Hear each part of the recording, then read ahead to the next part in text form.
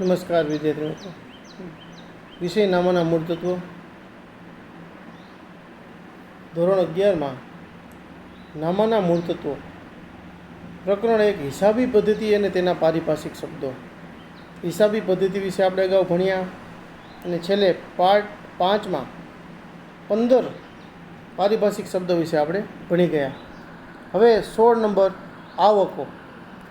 ધંધા દ્વારા કરવામાં આવેલ વ્યવહારના પરિણામ સ્વરૂપે જ્યારે નાણાં મળે ત્યારે તેને આપણે આવક કહીએ છીએ. તો આ આવકોને તે મળવાના સ્વરૂપના આધારે વર્ગીકૃત કરવામાં આવે છે. વર્ષ દરમિયાન નિયમિત મળતી આવકો અને વર્ષ દરમિયાન નિયમિત ન મળતી આવકો. ધંધાને રોજબરોજની પ્રવૃત્તિઓમાં નિયમિત આવક મળે છે, જેમ કે વેચાણ, કમિશન, ડિવિડન્ડની આવક. આ નિયમિત રીતે મળે છે.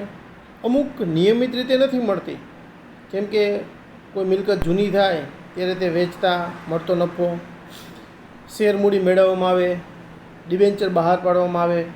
તો આ રોજબરોજ નથી થતું, પણ અમુક સમયના અંતરે અમુક વર્ષો પછી આ આવકો ઊભી થતી હોય છે.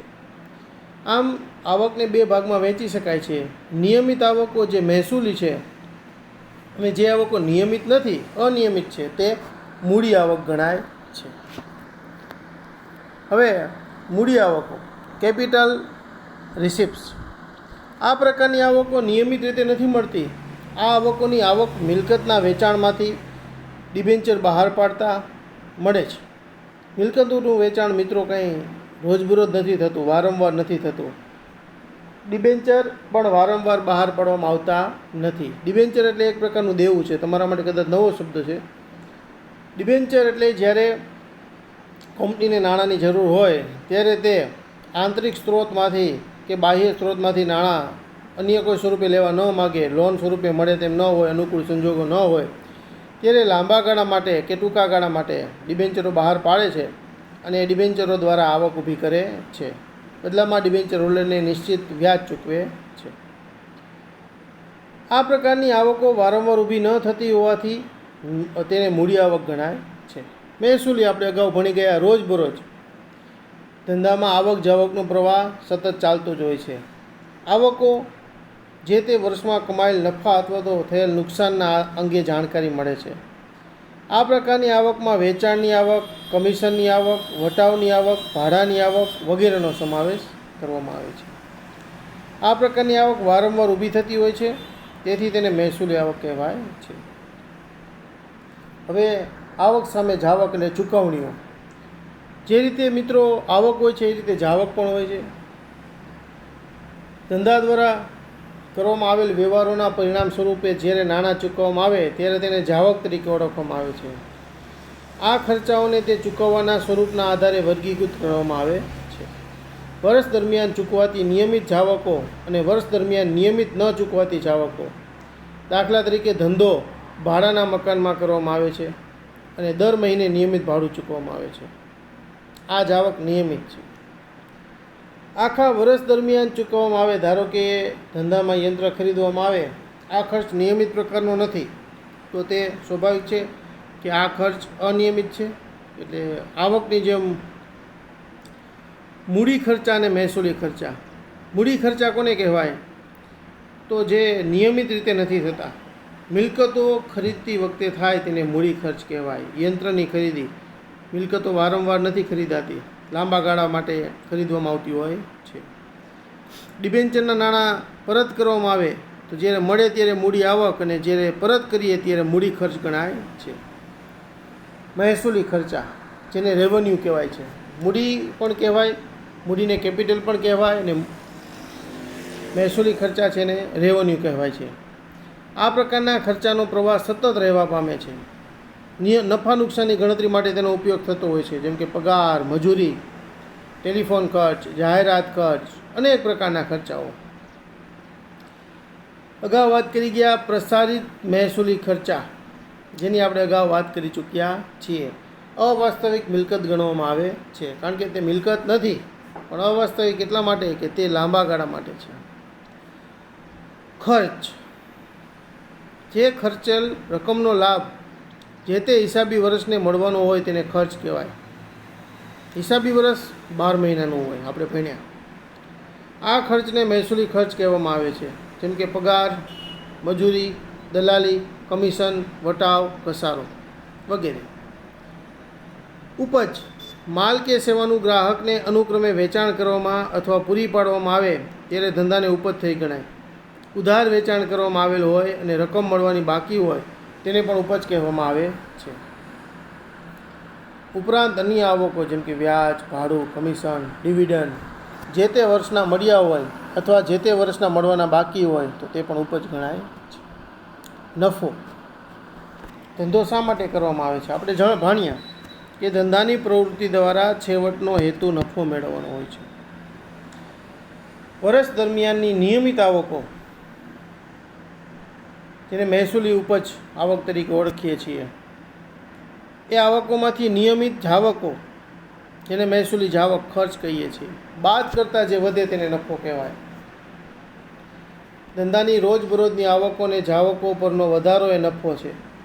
આ મહેસૂલી નફો છે. હિસાબોમાં આ પ્રકારના નફાની ગણતરી નફા નુકસાન ખાતા પરથી કરવામાં આવે છે. આ પ્રકારનો નફો મહેસૂલી નફો કહેવામાં આવે છે, કારણ કે આ નફો એ મહેસૂલી આવકો અને જાવકો વચ્ચેનો તફાવત છે. આ નિયમિત પ્રકારનો નફો છે, પરંતુ ઘણી વખત અનિયમિત પ્રકારના નફાનું સર્જન પણ થાય છે, જેને મૂડી નફા તરીકે ઓળખવામાં આવે છે. નુકસાન નફા કરતાં નુકસાનની ગણતરી વિરુદ્ધમાં છે. જાવકોમાંથી આવકો બાદ થાય અને તફાવત જે વધે તેને નુકસાન કહેવાય. તેને મહેસૂલી નુકસાન અથવા તો ખોટ શબ્દ તરીકે પણ ઓળખવામાં આવે છે. ધંધાના અર્થમાં ખોટ શબ્દ લોસ. નુકસાનના અન્ય પ્રકારમાં કોઈપણ પ્રકારની પ્રવૃત્તિ કર્યા વગર પણ નુકસાન ઉદ્ભવે છે, તેની પણ હિસાબી ચોપડાઓમાં નોંધ કરવામાં આવે છે. દાખલા તરીકે આગ લાગવાથી માલ બળી ગયો, આ માલની કિંમત 5,000 હોય, નુકસાન 5,000નું થયું છે એમ કહેવાય. માલ ચોરાઈ જાય, અકસ્માત, વરસાદમાં પલળે, આ બધા નુકસાનના ઉદાહરણ છે. કોઈ મિલકતને અકસ્માત થાય તો આ બનાવ પણ નુકસાન તરીકે ગણવામાં આવે છે. કોઈ મિલકતનું ચોપડે કિંમત કરતાં ઓછી કિંમતે વેચાણ કરવાથી જે રકમ ઓછી મળે તેને પણ નુકસાન કહેવાય છે. આ નુકસાન મૂડી નુકસાન કહેવાય મિત્રો, કારણ કે ધંધાની મિલકતો ઘટતા છેવટે મૂડીને નુકસાન થાય છે. લાભ નફાનો સમાનાર્થી શબ્દ છે. ખરીદી ધંધાના અર્થમાં ખરીદીને વેચાણ. આપણે આ કોમર્સ ભણ્યા પહેલાં પણ ખરીદી વેચાણ વિશે તો જાણતા જ હોય, નાનપણમાં પણ ભણેલા. ધંધામાં ઘણી વસ્તુઓ અને સેવાઓ ખરીદવામાં આવતી હોય છે. આ તમામ ખરીદીઓ ધંધાની ખરીદી તરીકે ઓળખવામાં આવતી નથી. આ ધંધાના ખર્ચા તરીકે ઓળખવામાં આવે છે. વેપારી જે વસ્તુનો વેપાર કરતો હોય તે માલ ખરીદે તેને હિસાબી પદ્ધતિમાં ખરીદી કહેવાય. અનાજના વેપારી દ્વારા સ્ટેશનરી ખરીદવામાં આવે તો તેને સ્ટેશનરી ખર્ચ કહેવાય. પણ ધંધો માટે જો તે અનાજ ખરીદે તો તેને ખરીદી ગણાય છે. રોકડ અથવા તો શાખના સ્વરૂપે હોઈ શકે. શાખ એટલે ઉધાર. વેચાણ વેપારીને ધંધામાંથી વિવિધ પ્રકારની આવકો મળતી હોય છે. આ તમામ આવકો વેચાણ તરીકે ધ્યાનમાં લેવામાં આવતી નથી. વેપારી જે વસ્તુનો વેપાર કરતો હોય તે માલનું વેચાણ કરે તેને હિસાબી પદ્ધતિમાં વેચાણ કહેવામાં આવે છે. અનાજનો વેપારી હોય, અનાજ વેચે. ઇલેક્ટ્રોનિક્સ આઇટમો વેચતો હોય તો ઇલેક્ટ્રોનિક્સ આઇટમો વેચે. તો એ જે ધંધો કરે છે એ વસ્તુનું જ્યારે વેચાણ કરે તેને વેચાણ કહેવાય છે. માલનો સ્ટોક વેપારી દ્વારા વેપાર કરવાના હેતુસર જે માલ ખરીદવામાં આવતો હોય તેમાંથી વધેલ માલનો સ્ટોક કહેવામાં આવે છે. દાખલા તરીકે એક વેપારીએ ₹70,000નો માલ ખરીદ્યો હોય અને તેમાંથી 45,000 રૂપિયાના માલનું 75,000માં વેચાણ કરે. સમજો, 70,000નો માલ ખરીદ્યો હતો, તેમાંથી 45,000ની કિંમતનો માલ 75,000માં વેચ્યો. 45,000નો માલ 75,000માં વેચતા સ્વાભાવિક છે નફો થાય છે. 75,000માંથી 45,000 તમે બાદ કરો એટલે 30,000 વધે છે, તે નફો છે. હવે 70માંથી 45,000નો માલ વેચીએ તો બાકીનો માલ 25,000નો જે છે તેને શું કહેવાય? સ્ટોક. હિસાબી વર્ષના અંતે આખર સ્ટોક અને શરૂઆતમાં 1/4, 31/3 આખર, 1/4ના રોજ શરૂઆતનો સ્ટોક ગણાય છે.